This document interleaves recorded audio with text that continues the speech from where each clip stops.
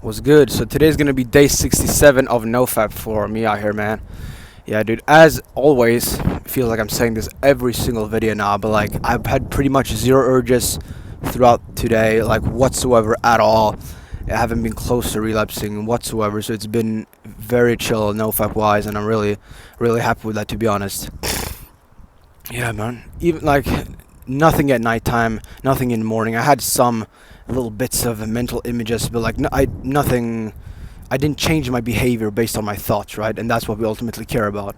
And so, yeah, man, I'm really proud of my efforts today. I had a long, fucking arduous, gruesome, painful sauna session today.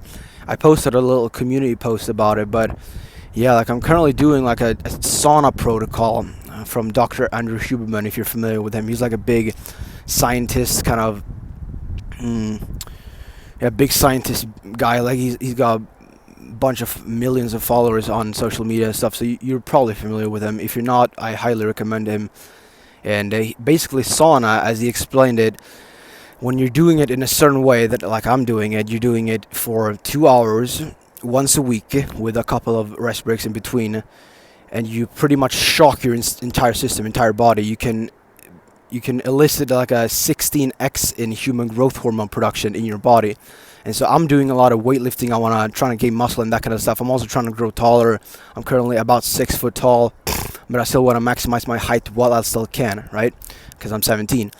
And so human growth hormone is going to be very much beneficial for that. It's going to help with recovery and, just growing taller and growing muscles in general. Like human growth hormone is going to be helpful for all that stuff. And so, yeah, dude, I'm trying to get as much of that as I can, as which you also get from things like sleep and having a proper nutritious diet and everything like that. But there are these small things that you can do, like this sauna protocol and sprints that I do as well.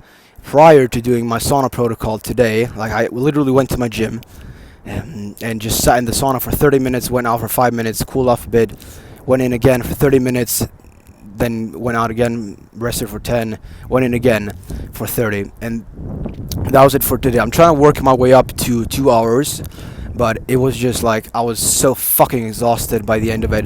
I couldn't even walk without wobbling. I could barely walk at all. Like I was dizzy as shit. I didn't even know what the fuck was going on. I wouldn't say that I was close to passing out really, but it wasn't too far from that, And I'm gonna work I'm gonna work my way up to 2 hours once a week, as Dr. Huberman has prescribed. But prior to doing that today, I did sprints, because sprints can also help boost human growth hormone. And so I was like, well, why don't I just do them after each other, right? And then also I'm doing quite a lot of fasting. I'm fasting for like 20 hours a day right now, or even more than that sometimes. And that's also going to be beneficial for human growth hormone for various of biochemical reasons that I can't really recite here. But I've seen credible people like Andrew Huberman, for example, talk about it, and I trust them. And so why not put all those three things together: fasting, sprinting, and sauna, and then obviously having a big meal that spikes something called IGF-1. And IGF-1 is kind of like another growth hormone, but you want to spike IGF-1 right after you have spiked human growth hormone, because that's going to make the biggest difference apparently. And things like natural sugars and dairy and normal stuff like eggs and meat, that kind of stuff, is going to be very beneficial. So I had a lot of after my sprints and after my sauna, I broke my fast with a bunch of like yogurt and raisins and honey and that kind of stuff, and fruit and meat and eggs, that kind of stuff, which is going to be beneficial for IGF-1 production. And so yeah, man, fuck yeah. When it comes to the sprinting, I do 3 times a week, or I'm gonna start doing 3 times a week now instead of just 2. What the fuck? There's a fucking bee here. Get the fuck out of here, bitch. It's my fucking mountaintop. Get the fuck out of here. That's right. Yeah, so I sprinted 6 times, about 25 to 35 seconds. So what the fuck, man? Get the fuck out of here, little fucking bee. Get the fuck out of here. Fuck you. Get out of here. Yeah, so I did 6 sets of about 30-second sprints with like 2-minute rest breaks roughly, which is going to be beneficial for human growth hormone as well. because it kind of shocks your body, and there's a lot of like biological processes around it. And yeah, man, that's what I did.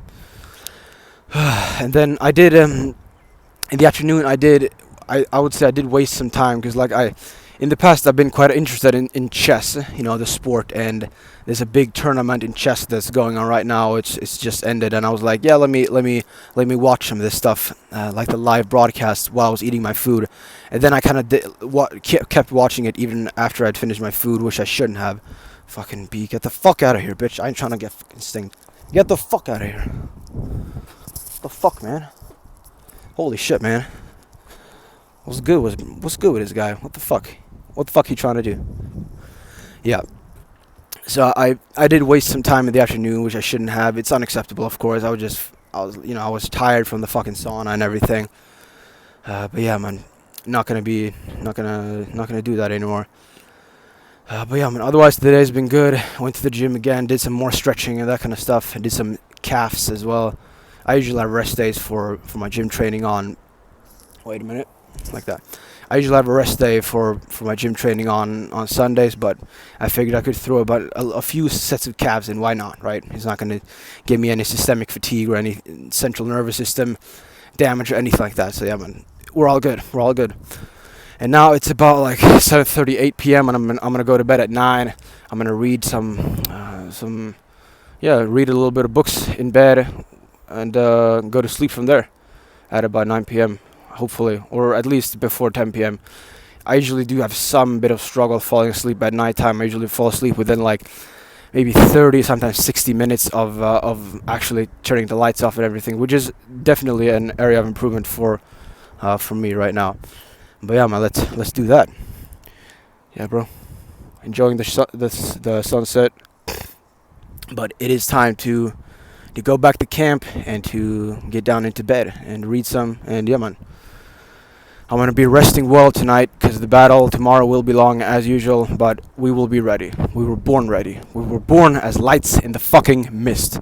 Let's keep going, bro. Let's fucking go. I will catch you in the next one, bro. See you.